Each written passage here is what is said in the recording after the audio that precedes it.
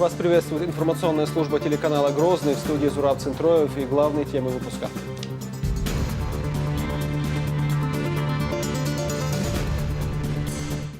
Чеченский избирком решил приготовить сани летом. Мы здесь сегодня демонстрируем применение этого комплекса электронного голосования. В республике протестировали урны для голосования.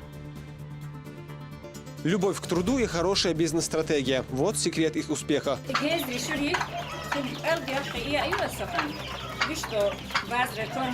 На ферме Мусаниповых побывала Розана Цамаева. Победить соперников и попасть в сборную страны. Молодые спортсмены выступили на фестивале ГТО.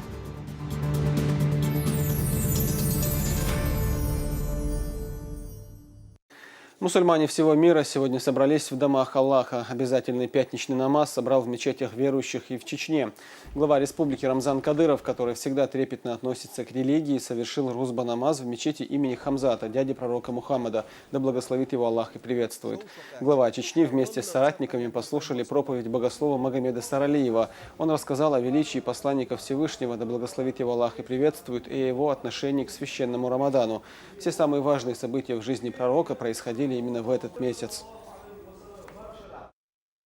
Allah dal bohqin khiyatna binawayh Allah dal doqdik dinawayna и Мухаммад пайгамбар саллаллаху алейхи ва саллям ва итарт Allah dal и пайгамбар ва итин сахиллах Allah dal войзур ва сарвайн сун ибадат да хурдат сарвайн сун ламаз да дизи хурдат сарвайн сун мархаб дизи хурдат сарвайн судел яшна саллаллаху алейхи ва саллям Allah dal шейх пайгамбар Allah дальш дюн даха шоу шоқач شاول تقح يجنا بيهمر صلى الله عليه وسلم ويجهر دين حقاش دغاش تأقى شرح قرآن دوسنتون اتدوسن خلد القرآن ده دح المرخبة تحدوسن دو بيهمر صلى الله عليه وسلم واستأقى شرحها تحديث صدعش وبيهمر صلى الله عليه وسلم قح يجنا أم قستنا توحيق خلد لقاء وجر بقيتون خل بطول مشى هر سنة شين تبي أن خل مرخبة تحخلا وبيهمر صلى الله عليه وسلم مرحب ديش بوفت بر التعش مثلي ليش بوفت بر التعش ويبيهمر صلى الله عليه وسلم وقمرخبة تاها قستن قحيش الله. После трогательной проповеди верующие встали в ровные ряды. Глава Чечни вместе со всеми совершил обязательный пятничный намаз. Молитва завершилась многократным восхвалением Всевышнего, обрядами тасбих и вирд.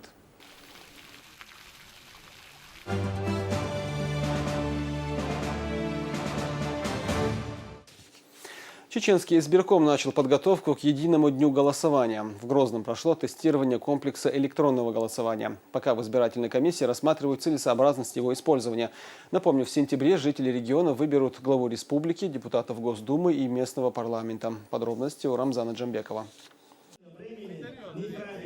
Модельный избирательный участок, где развернут комплекс электронного голосования, включает в себя 5 устройств и 2 тренажера. Условия здесь максимально приближены к реальным. Избирателям рассказывать, как правильно обращаться с техникой. Сегодня здесь у нас открыт модельный избирательный участок, на котором мы развернули комплекс электронного голосования. Мы здесь сегодня демонстрируем применение этого комплекса электронного голосования при совмещенных выборах, на которых будет, в нашем случае, в городе Грозном будет 5 избирательных бюллетеней. Тестирование на примере модельного участка наглядно демонстрирует то, что применение таких комплексов на предстоящих выборах нецелесообразно. Это связано с тем, что на совмещенных выборах 5 бюллетеней. Процедура голосования займет у избирателя много времени. Мы будем обращаться в ЦИК России, если нам эти комплексы электронного голосования не подходят.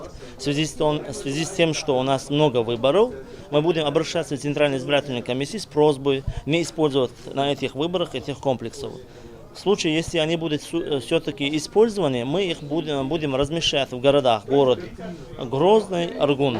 В остальном же такое новшество позволит минимизировать риск фальсификации данных в ходе выборов. Единый день голосования в России пройдет 18 сентября. Кандидаты на должность главы региона выдвигаются политическими партиями в течение 20 дней со дня опубликования решения о назначении выборов. После выдвижения кандидат обязан подать документы на регистрацию избирком Чечни до 18 часов 3 августа. Кандидат Кандидаты должны собрать свою поддержку по 184 подписи депутатов представительного органа муниципального образования, из которых 22 подписи депутатов представительного органа муниципального района в городских округов Чечни. Напомню, жителям республики предстоит выбрать главу республики, депутатов Госдумы, местного парламента и муниципальных советов. Рамзан Джамбеков, Муслим Типаев, Зелим Закаев. Новости. Рабочие продолжают строительство нового поселка на окраине райцентра Ведено. Здесь уже появились стены, подводятся и коммуникации. По словам застройщиков, возведение жилья идет по графику, и в праздник Разговения новоселы смогут принять гостей в современных домах. Продолжит наш корреспондент. Асламбек Расулов приехал в Ведено из села Махкиты. Он один из тех, кто трудится над возведением домов для пострадавших в результате оползней. По словам строителей, настрой оптимистический. Каждый работает, не покладая рук. Первое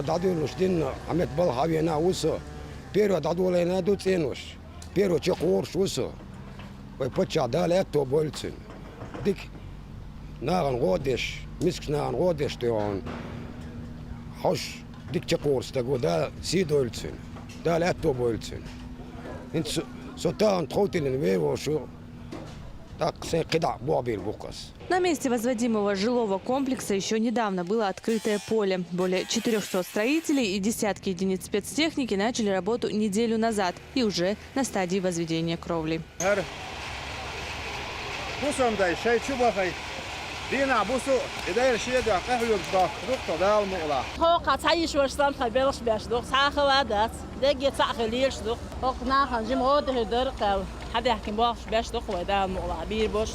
По поручению главы региона по республике проходит масштабное строительство домов для пострадавших в результате природной стихии. 17 домов в селе Ведено будут готовы уже в конце месяца. Это значит, что их хозяева смогут встретить главный праздник мусульман Ураза Байрам в своем новом жилье.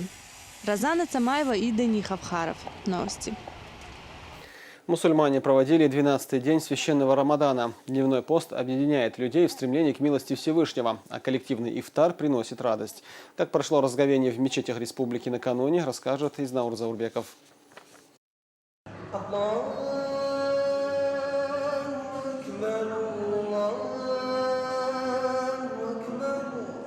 Близится конец первой половины священного месяца Рамадан. С первых дней в мечетях республики устраивают ифтар, чтобы после коллективного намаза постящиеся могли разговляться вместе. В центральной мечети села Джалка местные жители каждый вечер собираются на ужин. И по их словам, тут останавливаются и проезжие путники из других регионов.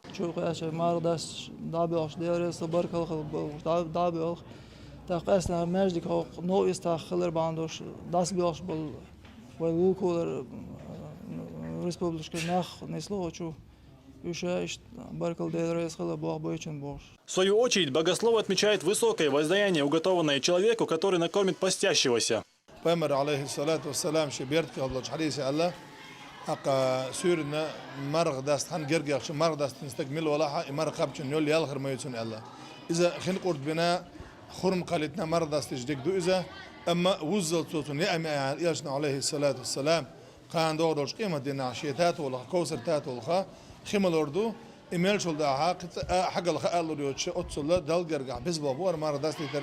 Центральная мечеть Гудермеса построена 5 лет назад, и каждый год в месяц Рамадан в ее стенах проводят коллективный ифтар. Сегодня, по доброй традиции, люди пришли в святыню на разговение.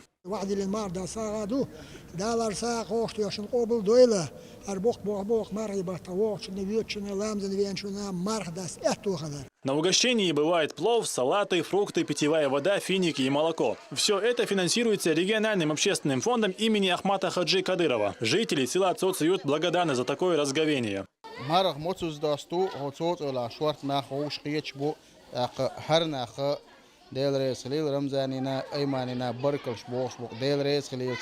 В мечети имени Макки Даудова в селе Гилдаган также ежедневно проводят коллективный ифтар. Больше всего такой возможности собраться вместе на разговение радуются самые юные посетители мечети.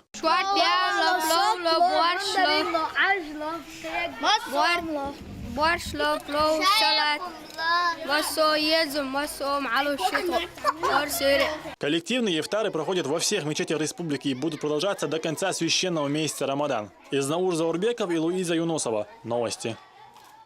Муфти и известные богословы республики приняли участие в коллективном ифтаре в Грозненском СИЗО. Посетив заключенных, алимы совершили молитву и прочитали мавлид. На месте побывал наш корреспондент. Сегодня в СИЗО Грозного на ифтар к задержанным прибыл муфти республики со своими соратниками. В своей беседе Салах Межиев отметил, что для заключенных такая возможность собраться вместе на разговение – большая милость Всевышнего.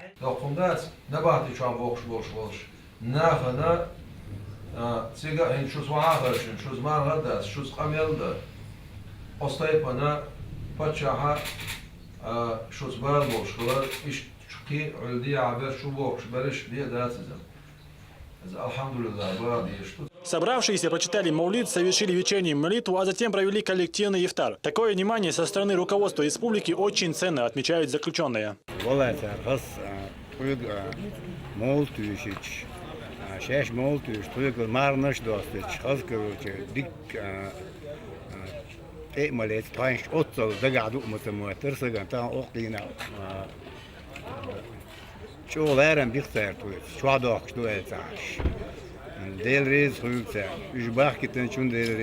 ومارس بوتبي إشعنا هو سيرنا دوخش دوخ مسك ح سانشتو أقا مارنس دوست إيش وباتشخي أمرزا مكة ح سيريا ح اشتاقي والبصل باش عشكا ح اشتناخش شو ح دقي ماجك هو سيرنا دوخش مارا ساعدو اشتا باتشخو دلسا اشتا ونباحت عبول شعبوش بوشاسا اشت بارد استيتالا حدا كتن دلا اشتا بدسيلا بوش دالا وباتشخو ميل دوخشلسا ميل للجدولهم سنيتي عدال أوبر دول مصو ووشنا وباتش عارش وبعنا دول وأمقي إيمان بيرت صودق بعنا دول والحمد لله رب العالمين.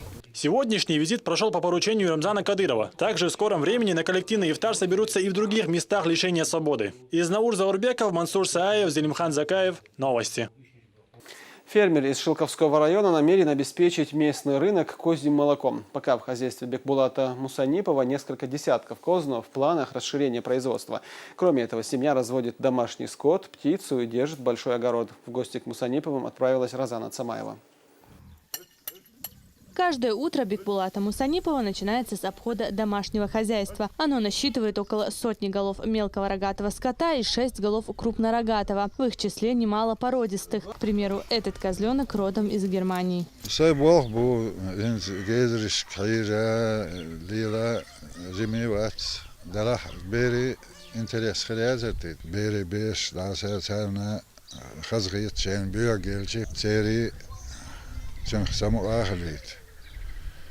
Gezri şur derb ne yol değil, peyde yol değil.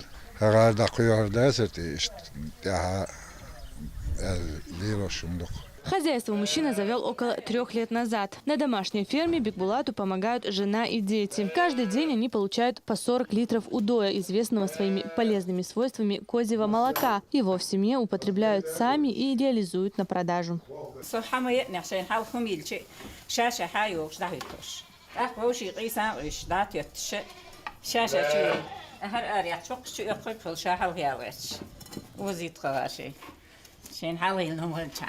Супруга Исила рассказывает секреты ведения своего хозяйства. Она выращивает еще и цыплят, курицы и индюка. Последние, по словам женщины, предельно прихотливы. В первые дни жизни индюшат важно содержать их в тепле и подобрать им правильное питание, рассказывает Исила.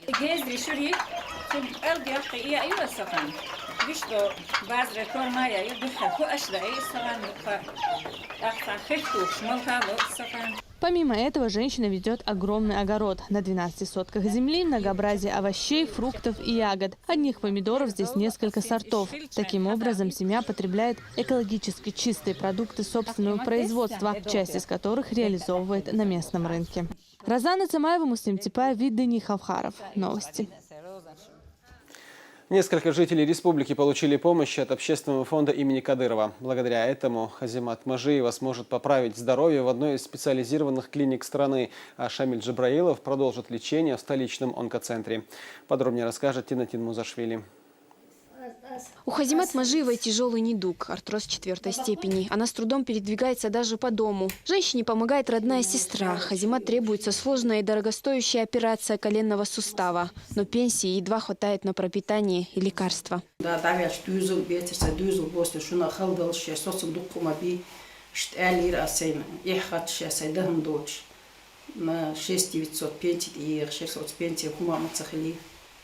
3500, 3600, а Малхюса и идти, каждый, даже на 4000 иногда.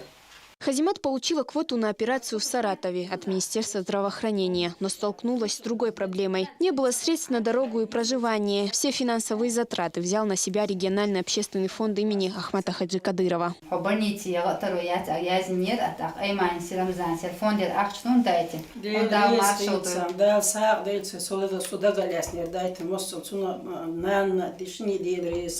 Семья солдат Джабраиловой тоже обратилась за помощью. Ее сын, 20-летний Шамиль, болеет тяжелой формой онкологии. Врачи поставили диагноз 2 года назад. Теперь, благодаря региональному фонду, молодой человек получит надлежащее лечение.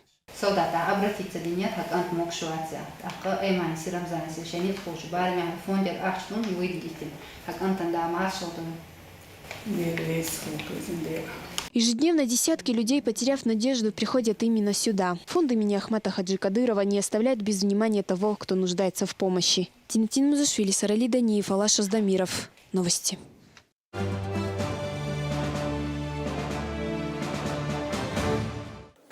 Футболисты Терека вновь приступили к работе. Команда прилетела в Австрию на первый летний сбор и уже провела одну тренировку. Наставник грозницев Рашид Рахимов определил предстоящий фронт работ и представил коллективу новичка, который уже определился с игровым номером. Сергей Брызгалов, перешедший из московского «Спартака», взял 3-й номер. А албанский нападающий Терека, который еще находится на чемпионате Европы во Франции, будет выступать под 18-м номером. Главный тренер грозницев представил команде приглашенного на сборы чеченского футболиста Магомеда Миджибраилова, игравшего за молодежную команду испанского «Испаньола», а последний год проведшего в литовском клубе «Струмбрас». Первая контрольная игра Терека на сборах в Австрии запланирована на 21 июня. В Грозный съехались молодые спортсмены из всех районов республики. В городе прошел фестиваль ГТО, который определит состав чеченской сборной на всероссийских соревнованиях. Участникам предстояло показать себя сразу в нескольких дисциплинах. В каких именно, расскажет Магомед Ламаркаев. Соревнования проходят по 9 дисциплинам. Наклоны вперед, подтягивание, сгибание и разгибание рук на брусьях, прыжки в длину, метание мяча, отжимания, стрельба из пневморужья и бег. Чтобы поучаствовать на фестивале ГТО, в Грозный съехались спортсмены из всех районов республики. Каждого муниципалитета по 8 человек. Соревнования проходят по ступеням, в каждую из которых попадают молодые ребята по возрастному показателю.